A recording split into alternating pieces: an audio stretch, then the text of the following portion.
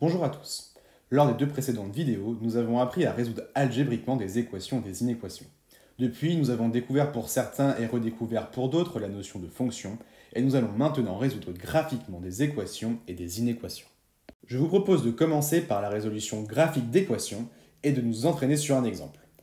Considérons deux fonctions f et g qui sont définies sur l'intervalle -2 fermé 6 fermé, dont vous trouverez ci-dessous leur courbe représentative. Nous allons, à l'aide de la courbe représentative de f, résoudre les trois équations suivantes. F de x égale à 3, f de x égale à 1 et f de x égale à 4. Je vous rappelle bien évidemment que résoudre une équation, c'est déterminer l'ensemble des valeurs de x pour lesquelles l'égalité est vraie. Ceci était vrai lors de la résolution algébrique d'équations et reste bien évidemment vrai lors de la résolution graphique d'équations. Ainsi, résoudre l'équation f de x égale à 3, c'est trouver les valeurs de x pour lesquelles l'égalité f de x est vraie. Autrement dit, il faut que l'on trouve les antécédents de 3 par f. Allons-y et résolvons l'équation f de x égale à 3.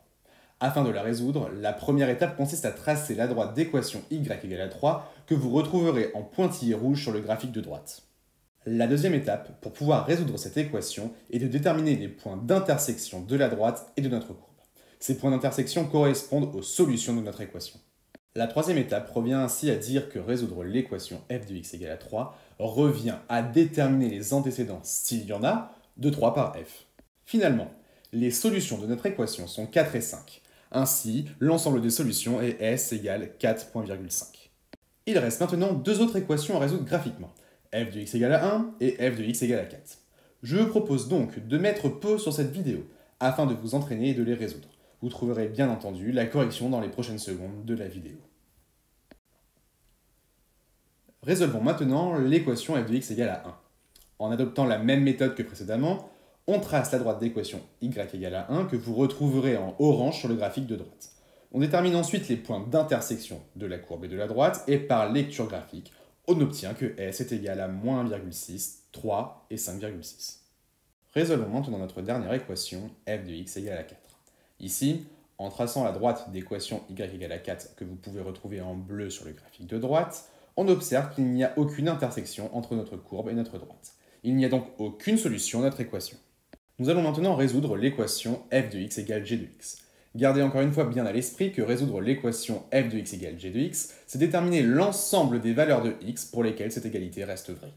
Pour résoudre cette équation, il suffit de déterminer les points d'intersection des courbes représentatives de f et de g. Les solutions sont donc -1, 3 et 5. Cet exemple conclut la première partie sur les équations. Passons maintenant à la résolution graphique des inéquations. Pour comprendre comment cela fonctionne, je vous propose de travailler sur l'exemple suivant. Considérons deux fonctions f et g définies sur -2 fermé 6 fermé, dont voici les courbes représentatives. À l'aide de la courbe représentative de f, nous allons résoudre les deux inéquations suivantes.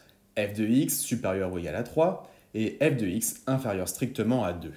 Je vous rappelle également que comme lorsque nous résolvions algébriquement des inéquations, résoudre une inéquation, c'est déterminer l'ensemble des nombres réels pour lesquels l'inégalité reste vraie. Commençons par résoudre l'inéquation f de x supérieur ou égal à 3, et à l'image de la résolution graphique des équations, traçons la droite d'équation y égale à 3. Il faut maintenant chercher les points de la courbe se trouvant au-dessus de la droite y égale à 3. Ici, on observe que c'est lorsque x est compris entre 4 inclus et 5 inclus. Cela se traduit mathématiquement par un intervalle et finalement l'ensemble des solutions est s égale 4 fermé, 5 fermé. Passons maintenant à notre seconde inégalité, f de x inférieur strictement à 2. Nous en avons maintenant l'habitude, on trace la droite d'équation y égale à 2 et on recherche les points de la courbe qui se trouvent en dessous de la droite. On observe que ces points se situent à deux endroits différents. Tout d'abord, lorsque x est compris entre -2 exclu et 3,5 exclu, ou lorsque x est compris entre 5,3 exclu et 6 inclus. Ceci se traduit mathématiquement par une union d'intervalles et finalement l'ensemble des solutions est s égale à -2 exclu 3,5 exclu, union 5,3 exclu 6 inclus. Résolvons maintenant une dernière inéquation. F de x inférieur ou égal à g de x. Pour résoudre cette inéquation, il faut repérer les points de la courbe de la fonction f qui sont situés en dessous de la courbe de g ou à son intersection. Ici, C'est le cas lorsque x est compris entre moins 2 inclus et 3 inclus.